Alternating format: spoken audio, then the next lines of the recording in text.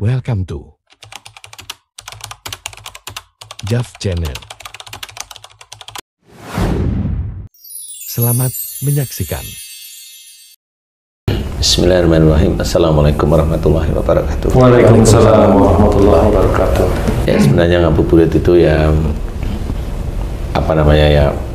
beda nama aja. Intinya adalah mempersiapkan berbuka puasa. Nah, kalau mempersiapkan berbuka puasa itu macam-macam namanya manusia ya. Walaupun dia Islam, tapi ya begitulah ya.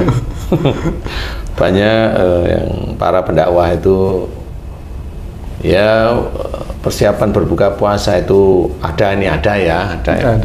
Ya, ada yang baca Quran boleh, ya memang itu yang disunahkan seperti itu. Kemudian zikrullah kalau lebih ringan. Kemudian kajian-kajian seperti itu boleh, itu yang memang lebih baik ya.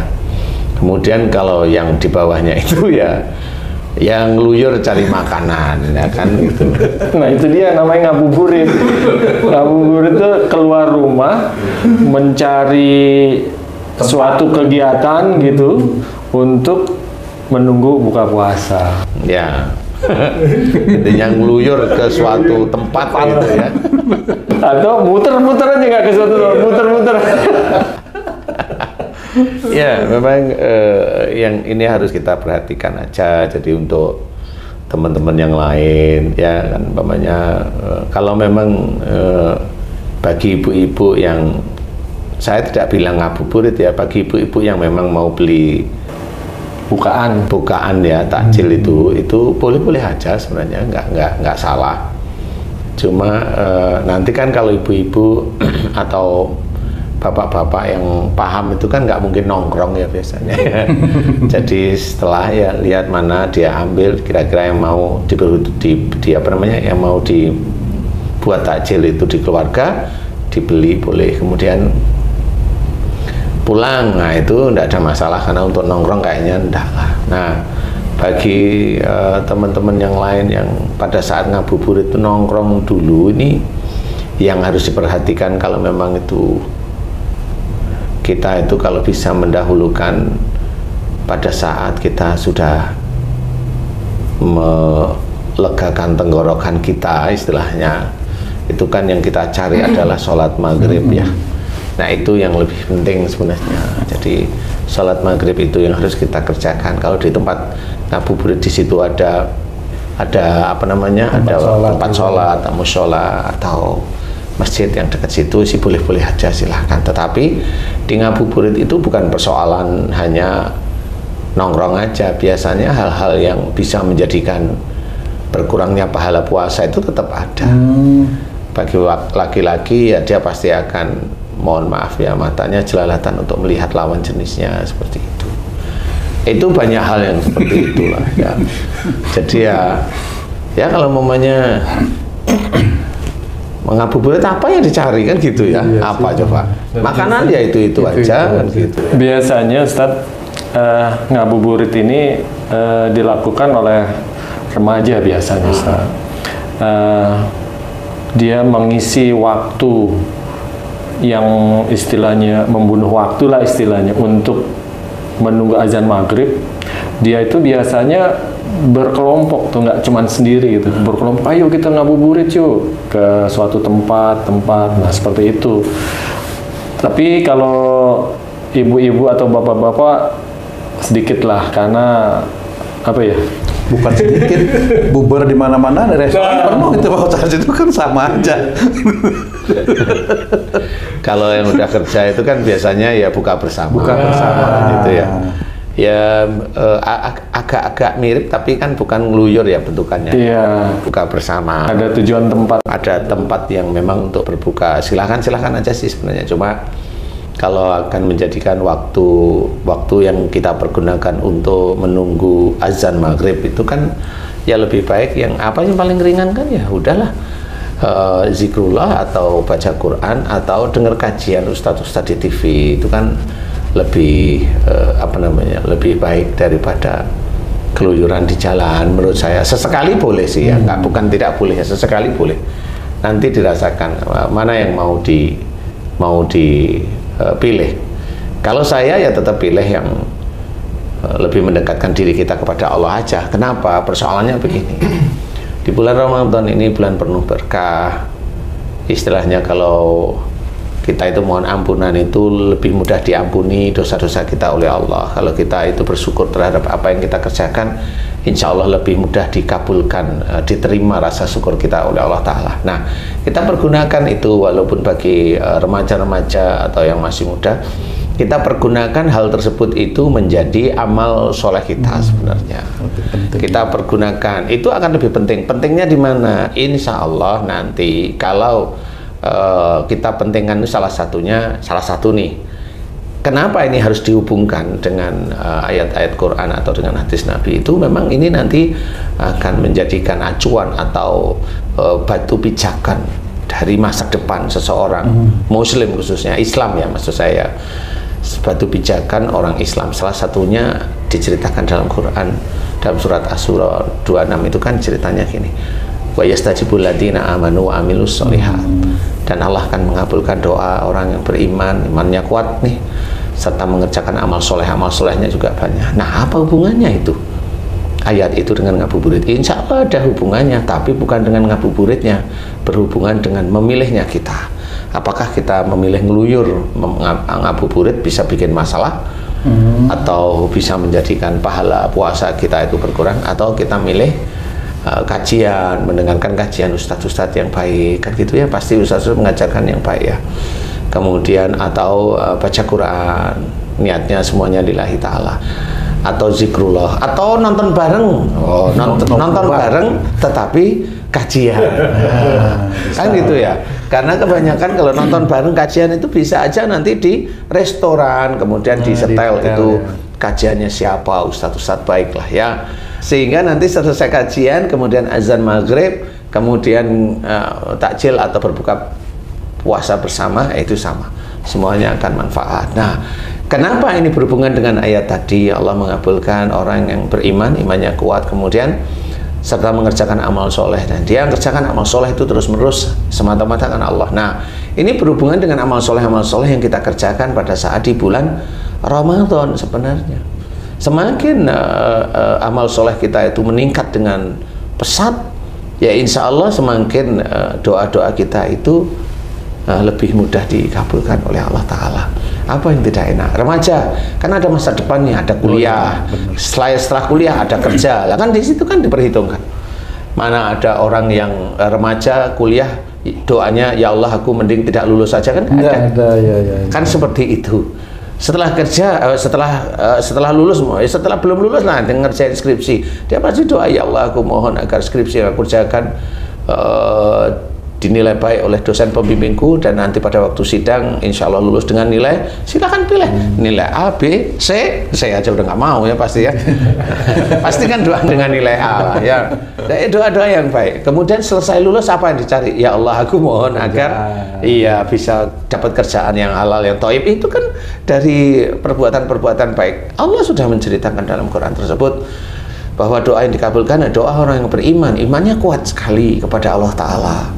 Diajak ngabuburit ya sekali boleh lah, sekali dua kali dalam satu bulan oke lah, tetapi dilihat mana yang lebih manfaat, ngabuburit di jalanan atau nonton bareng ceramah ustadz-ustadz yang baik, kan begitu ya, atau nonton kajian di TV boleh silahkan, karena tetap itu yang akan diperhitungkan oleh Allah Ta'ala menjadi catatan amal-amal soleh kita. Jadi kita harus berpikir ke arah yang positif. Mau umpamanya setelah dapat kerjaan pengen apa? Pengen cari jodoh, kan dari amal soleh juga. Betul. Jodoh itu dilihat oleh Allah Ta'ala. Nah inilah yang harus kita pertimbangkan atau kita pilih. Mau ngabuburit di jalan atau di rumah dengan mendekatkan diri kepada Allah Ta'ala. Kesempatannya justru di bulan Ramadan ini ya? Iya, istilahnya kesempatan banyak, tapi di bulan Ramadan ini kan ditingkatkan pahalanya daripada yang kita kerjakan, insya Allah. Di bulan puasa ini juga Ustadz, musim, kalau dibilang musim tuh istilahnya sering dilakukan orang tuh bukber Ustadz. Nah, bukber ini bisa jadi juga menambah keimanan dan amal soleh juga, karena banyak juga Contohnya grup SMP saya nih Ustadznya, ada buka puasa bersama. Di situ acaranya ada ceramah agama sebelum maghrib tuh. Kemudian di situ juga Haji yang ngisi ceramah. ada ustadznya Ustadz. Ustadznya siapa namanya? Belum, Ustadz, belum. Yang kemarin? Nah, di situ juga ada urunan untuk buka bersama. Maksudnya sumbang gitu.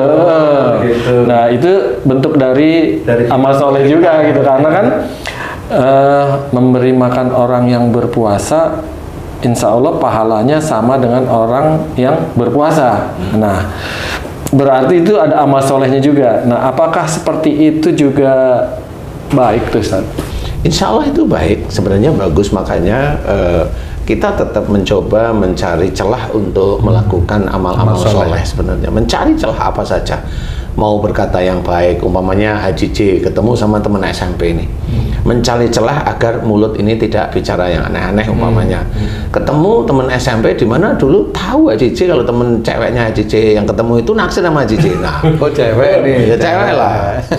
Nah, itu gimana caranya mulut ini tetap menjaga. Nah, pada saat menjaga menjadi baik ini tetap itu akan menjadi amal soleh.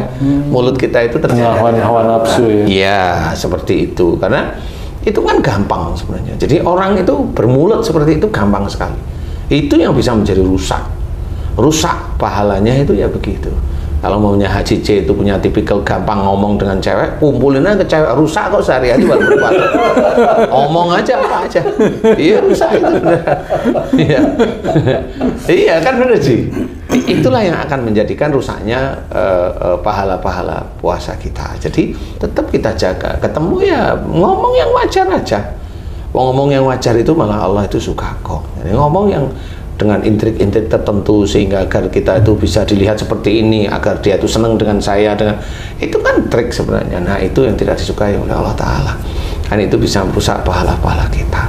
Jadi di semua lini tetap ada amal soleh dan juga bisa ada dosa.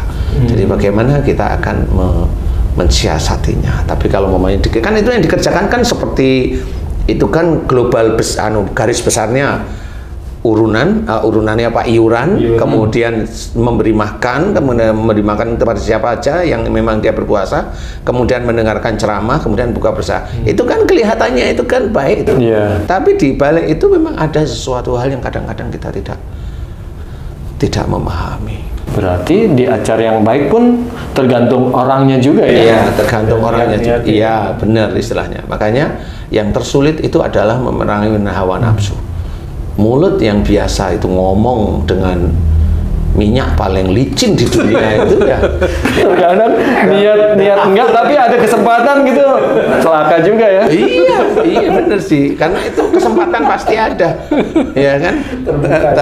Tapi kenapa justru di bulan puasa ini ya Pak Ustadz ketika berbuka itu kok makan itu jadi lebih banyak gitu ya. Keinginan itu juga macam-macam gitu Pak Ustadz. Dan dibeli gitu. Kenapa seperti itu ya Pak Ustadz? Jadi itulah yang namanya setan mata itu di situ. Semua itu Padahal setan kan kata ditutup ya, diikat ya. kerangkeng gitu ya. Tapi ya nafsunya manusia tetap ada ya. Setan yang dikerangkeng kan di luar. Nah kalau udah di dalam tubuh ini ya setannya di sini. Iya. Itu sesuatu yang salah atau wajar-wajar aja tuh Pak Ustadz? Jadi secara psikologis manusia itu normal. Psikologis ya normal. Cuma kalau dari niatan kita memang mau berpuasa, itu kan ada yang harus ditekan, direm, diganjal, dihentikan. Karena harus seperti itu, harus punya apa namanya? Punya mode istilahnya. Kita itu punya mode seperti itu. Jadi kalau mamanya kita mau makan ini selesai ya sudah selesai. Jadi makan itu nggak aneh-aneh. Umpamanya kamu tuh, umpamanya kamu lagi masak kare pedas telur tahu tempe udah disiapin nih nanti untuk buka. Tiba-tiba ada seseorang nih baik hati ngirimin kamu itu selat Solo kan gitu nih. Keren itu. Itu kalau orang mau dua-duanya mau dimakan bareng. Tapi kan bisa tidak menjadi normal kalau bukanya oke, yang mana dulu nih, pilih salah satu. Mau yang kare tahu telur tempe yang agak pedas kan gitu nih, atau selat Solo kan begitu. iya. Tinggal milih aja.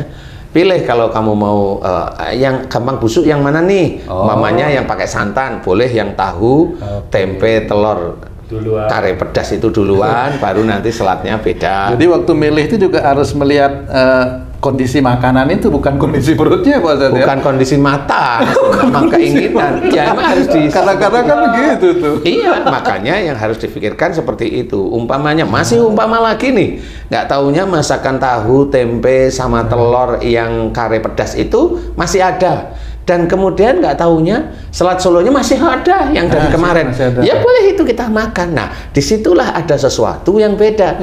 Bahwa sisa makanan kemarin yang insya Allah itu masih bisa kita makan, kita makan. Jadi bukan menomorsatukan pikiran nafsu untuk pengen itu. Ini kan sudah pengen itu. Enggak, yang ada aja dulu. Nah, di titik itulah kita digolongkan termasuk orang-orang yang tidak mubazir. Termasuk sedetail itu cara berpikir untuk menghabiskan makanan itu. Bukan menghabiskan makanan. Ini kan diceritakan juga sama. Selat Solo yang masih dari kemarin masih ada, kita makan. Kemudian tahu dari kemarin kita masukin kulkas, kita angetin, masih ada, nggak perlu kita makan. Itu termasuk kita golongan orang yang tidak mubazir. Itu bisa jadi pahala. Itu jadi pahala karena kita menjalankan kewajiban kita yang ada dalam Quran, yaitu tidak mubazir. Tapi kalau ngomongnya, oh ini kan sudah, saya pengen itu, nah itu kan jadi mubazir. Yang ini masih, kan seperti itu. Kalau jadi tidak mubazir adalah, nah selat solonya kasih ke orang lain, pasti kamu tidak mau. Karena kan sama-sama enak nih. Kan kamu jawabannya beda, karena sama-sama enak kan gitu. Kalau menjadi tidak mubazir itu seperti itu. Nah, harus difikirkan. Semua tindakan kita pikirkan ada di dalam syariat kita. Nah, di titik itulah itu namanya amal soleh. Baik buruknya itu. Iya memang harus. Nah itulah kita itu mau berpikir untuk menjalankan sesuatu yang baik dan ngerem atau tidak jalankan sesuatu yang buruk. Itulah berpikir. Makanya banyak dalam Quran orang-orang yang golongan mau berpikir itulah orang-orang yang beruntung. Tapi berpikir untuk akhirat kelak yang mengikuti perintah Allah dan Rasul, itu yang berpikir. Bukan berpikir nanti mau makan ini itu berpikir, kan itu berpikir, bukan itu.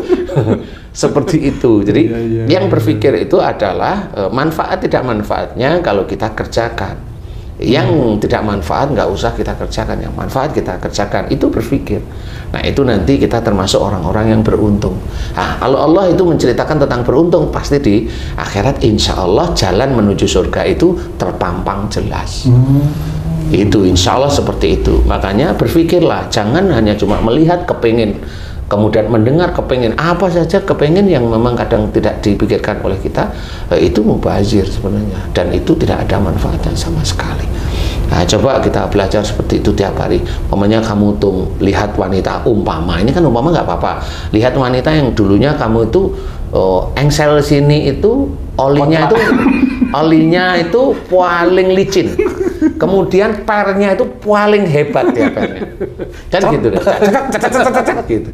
Suatu ketika dan banyak ketika kamu lihat mamanya wanita itu tidak ngomong biasa aja, dan nggak usah jaim, karena pada saat kamu itu tidak ngomong dengan wanita tapi otak dan hatimu pengen diperhatikan, sama. Wih, ini kalau yang seperti tadi Pak Ustadz, menurut saya bukan hanya di bulan Ramadan aja. Berarti apa sebenarnya yang membedakan Pak Ustadz antara bulan Ramadan dengan bulan-bulan biasa itu? Nah, kalau ke bulan Ramadan itu kan pahalanya lebih ditambahkan. Gitu? Iya, ditambahkan istilahnya. Derajatnya ditambahkan istilah. Jadi, nah ini yang harus kita jaga seterusnya. Setiap hari. Iya, setiap hari. Jadi, iya, jangan di bulan Ramadan. Nanti bulan Ramadan selesai, bulan Syawal udah ngomong aja. Ya nggak karu-karuan kan sama. Ngomong yang kadang-kadang itu suami istri mau ngomong aja males kok. Di bulan Ramadan aja males loh. Karena apa? Karena di bulan selain bulan Ramadan istrinya jengkelin, jadi dia di bulan Ramadan kebetulan aman dia. Jadi kebetulan. Jadi yang harus kita ketahui itu, jadi ngabuburit silahkan, tetapi jangan yang malah merusak pahala puasa kita. Intinya yang merusak pahala puasa kita silahkan. Jadi mau jalan silahkanlah. Sama kalau momennya, yuk kita lihat orang-orang yang mau ngabuburit. Nah pertanyaan saya, pertanyaan saya itu lah, kamu mau lihat tuh apanya yang kamu lihat? Kreditnya. Ya kan gitu ya. Nonton orang. Nah, kan nonton orang, jawaban itu pasti gitu. Nah itu kan bisa ngerusak otak sebenarnya. Dari subuh udah nahan nafsu, nahan mata, nahan ini. Ya udah dikit lagi maghrib malah diumbar Malah nafsunya. diubah nafsunya. Nah itu yang harus kita jaga. Jadi ngabuburit bukannya tidak boleh, tetapi malah banyak tidak manfaatnya. Banyak tidak manfaatnya. Tapi juga monggo silahkan kalau memang mau pesan makanan, karena biasanya teman-teman Islam itu memang kalau siang dia tidak jualan makanan, tapi malam itu sore itu jualan. Monggo kalau memang itu untuk melariskan teman-teman kita, monggo, kan niatnya beda-beda ya. Momennya melariskan, ya diborong lah banyak. Kemudian positif, kemudian dari yang banyak itu dibagi ke saudara-saudara lain yang memang dia butuh takjil, momennya butuh makanan untuk ini, monggo silahkan, semuanya bisa menjadi baik. Makanya ngabuburit kalau dengan ciri seperti itu, memborong, gantian borongan, kemudian dikasih ke saudara-saudara kita yang lain yang membutuhkan makanan, itu tetap menjadi baik. Ada juga Ustadz yang membagikan tuh di pinggir jalan, pengendara motor apa yang menjelang maghrib takut nggak ada bukaan di jalan, dibagi di lampu merah. Boleh, tidak apa-apa, dia berbagi istilahnya. Tetapi intinya tidak hanya cuma masalah di situ. Nanti dia di bulan Ramadan berbagi, di bulan yang lain tuh malah bikin masalah kan gitu. Kan banyak. Banyak loh. Malah banyak juga nggak usah berbagi, tapi di bulan lain menjadikan masalah lagi kan gitu. Berarti baik di bulan Ramadan, setelah Ramadan hilang. Iya, nah ya itu. Jadi jangan seperti itu. Jadi Allah itu maha tahu isi hati kita manusia. Jadi dia hanya ingin mencari pahala yang besar di bulan Ramadan, tapi sebenarnya dia hanya pahala itu seperti hitung-hitungan. Hatinya tidak. Nah itu juga walau alam ya. Menurut saya Allah maha pandai. Bisa aja dia itu ditulis pada saat itu, tapi sebelum bulan Ramadan selesai dia sudah ujub, riak, bangga dan sombong. Nah, selesai dia sudah. Dia merasa di bulan Ramadan ini tabungannya banyak. Iya. Setelah itu nggak usah. Iya, mikirnya begitu ya. Ya jangan ya seperti itu ya, tapi dijaga semuanya. Nah intinya kalau mau